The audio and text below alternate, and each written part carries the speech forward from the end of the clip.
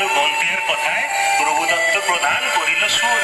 এত সুন্দর গীত আমাদের, এই গীত একটু তোমাদের ভাষায় শোনাবো নাকি গো?